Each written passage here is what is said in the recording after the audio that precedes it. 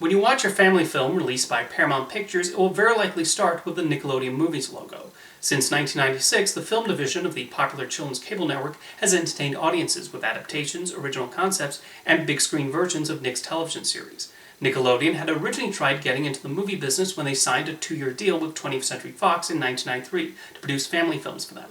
While films based on Rugrats and Ren and Stimpy were discussed, the main intention was to create original movies, with Nick immediately buying a script about a boy who takes up go-karting. However, no movies were produced under this deal, and Nick's parent company Viacom would then acquire Paramount in 1994, which became the distributor from that point forward. The first production released by Nickelodeon Movies was Harriet the Spy, based on the book by Louise Fitzhugh. The film fit perfectly with their original mission statement to make films on modest budgets and centered on young protagonists. This was soon followed by Good Burger, based on the popular sketch from the television series All That, which perplexed critics but was well received by the target audience. Nickelodeon's biggest show of their strength as a brand came with the release of the Rugrats movie. This was a massive success, becoming the first non-Disney animated film to make over $100 million at the domestic box office, and proved even more how popular Tommy Pickles and friends were among Nick's core demographic. These early films signaled Nickelodeon Movies would be a place for both extensions of their television properties and adaptations of books, and they could compete against Disney in the family film arena.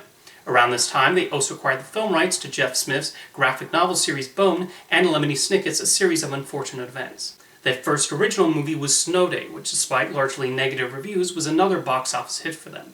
Later that year, they released the sequel Rugrats in Paris, which made almost as much as the first. One of Nick's biggest bets came with Jimmy Neutron, Boy Genius. John A. Davis had originally pitched the adventures of a super-intelligent boy with incredible scientific skills as a television show, but Nickelodeon was so impressed with the original pilot short Davis created, they greenlit both a series and a theatrical movie. Davis then suggested they should make the movie first, so the animation assets could be easily reused in the show. To already make children familiar with Jimmy Neutron, short interstitials aired on the channel several months before the movie's release. This was a brilliant marketing move that meant the audience already knew who these characters were once the film opened, and it did very well during the Christmas-New Year's season. Jimmy Neutron Boy Genius even surprised many by becoming one of the first nominees in the Academy's newly created Best Animated Feature category. Nickelodeon Movies did hit a brief period of disappointment shortly after this. Clockstoppers was their first production to lose money at the box office. Hey Arnold the Movie, which was originally intended as a television special, did not bring in many of their television viewers and was criticized for just being a longer episode slapped onto the big screen. The Wild Thornberrys movie did okay, but nowhere near the numbers of the Rugrats movies, although even those talking babies were not safe, as that third movie, Rugrats Go Wild, saw a significant drop in attendance as the audience who went to see their early adventures in theaters were starting to grow up. Thankfully, the SpongeBob SquarePants movie was a big hit, cementing that hamburger-flipping sponge as one of Nick's most recognizable characters and one who would be around for a very long time. With Lemony Snicket's A Series of Unfortunate Events, Nick produced its biggest budget film yet. DreamWorks Pictures was even brought in to help finance the film. With Jim Carrey as the villainous Count Olaf and a successful series of books as its source, there were big hopes for this one. It found an audience and even got Nickelodeon its first Oscar, winning for Best Makeup. But the movie's budget meant it actually lost money on its original theatrical run.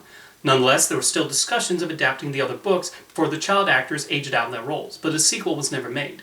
Netflix did eventually swoop in years later to create a new adaptation, albeit without Nickelodeon's involvement. Nick would continue to expand the sorts of movies it became involved with. The documentary Mad Hot Ballroom was acquired after its premiere at the Sundance Film Festival and did very well in its limited release. Following the success of Napoleon Dynamite, Jared Hess directed the comedy Nacho Libre, starring Jack Black as a cook who moonlights as a Mexican wrestler. Despite opening in a competitive summer season being greeted with a less than positive reception from critics, the movie was a hit and still has a significant following. Like they did with Jimmy Neutron, Nickelodeon decided to introduce audiences to the world of Barnyard with a movie before premiering the television series, and that strategy worked again. Nickelodeon was also behind the live-action adaptation of Charlotte's Web, which was acclaimed for being a heartwarming take on E.B. White's classic book about a pig and a spider who become friends. The studio even produced the British comedy Angus Thongs and Perfect Snogging, which had a decent run in the UK. This movie is actually notable for being the first Nickelodeon Movies production to be given a PG-13 from the MPA, though it wound up not getting a theatrical release in the United States. Another adaptation produced by Nickelodeon Movies was The Spiderwick Chronicles. The film was well received by critics, although fans of the book series were less pleased. Like Lemony Snicket, it performed okay at the box office, but not enough to turn a profit. A movie Nickelodeon and Paramount had a lot of high hopes for was The Last Airbender. A live-action film version of their incredibly popular animated series, Avatar: The Last Airbender, it was directed by M. Night Shyamalan, who is said to be a huge fan of the show. It was given a sizable budget, the largest of Shyamalan's career, and positioned as a major summer release with a plan to eventually make it a trilogy. There was controversy for casting mostly white actors as characters who were depicted as Asian and Inuit in the series, but the hope was that fans would enjoy the film regardless. That was not the case, as the movie was widely disliked by both the fanbase and newcomers. The largely negative response and mediocre box office returns destroyed any chance for a sequel, much to everyone's relief, and even Shyamalan later expressed regret at making the movie. There is going to be a new live-action Last Airbender series on Netflix, so we'll see how that goes. Nickelodeon was one of the producers on Gore Verbinski's inventive animated feature, Rango. A western populated by an unusual cast of wacky animals, it was widely acclaimed and won the Oscar for Best Animated Feature. Even though Rango did not make its money back during its theatrical run, Paramount was nonetheless pleased with the numbers it managed to pull in, and Paramount Animation was started because of it. Nickelodeon Movies was one of 4 logos that opened Steven Spielberg's The Adventures of Tintin. While I don't know how much involvement they had in the making of the movie, beyond Paramount agreeing to co-finance and distribute it. That's something interesting to think about. How many Nickelodeon movies are in-house productions, and how many are films where Paramount just slapped the logo at the start?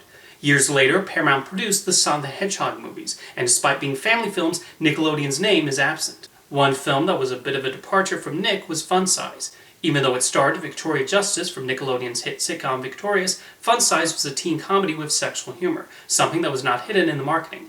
That movie did not find much of an audience, quickly disappearing from screens, and Nick has not returned to that well since.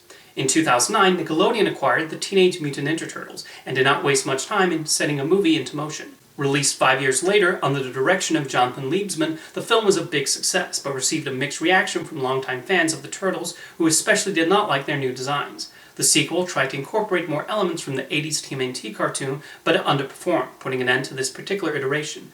However, it won't be the last time we'll see the Turtles on the big screen, as a new animated film is currently scheduled for next year, from Mitchell's vs. the Machines co-director Jeff Rowe. SpongeBob also returned to movie theaters with Sponge Out of Water, which continued to prove his incredible longevity. A movie that wound up being a disaster for Nickelodeon movies was Monster Trucks. The idea for this film actually came from the 4-year-old son of former Paramount president Adam Goodman.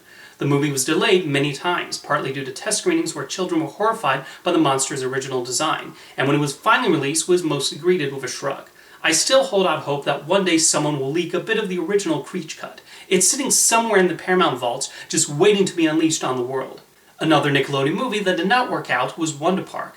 They had big aspirations for this one, with a television series already planned to follow the theatrical release. The film's bad luck already started when the director, Dylan Brown, was fired for inappropriate behavior, and the people who brought the movie to the finish line did not want credit, leaving Wonder Park as the rare major studio film without a credited director. The movie got negative reviews and flopped at the box office, and over 3 years after its theatrical run ended, the series has still not premiered, with currently no sign of when people will get to see it. One bit of good news, though, came from Dora and the Lost City of Gold. A satirical comedy about a teenage Dora the Explorer, it charmed critics and brought in impressive numbers for a movie based on a preschool show. Like many production companies, Nickelodeon Movies was affected by the pandemic. The third SpongeBob movie, Sponge on the Run, had an especially strange release strategy. It opened in Canadian theaters first, then appeared on Netflix and several international territories, and then finally made its way to VOD and Paramount Plus in the United States. To this day, I'm still scratching my head at what Paramount was trying to achieve with its handling of the film.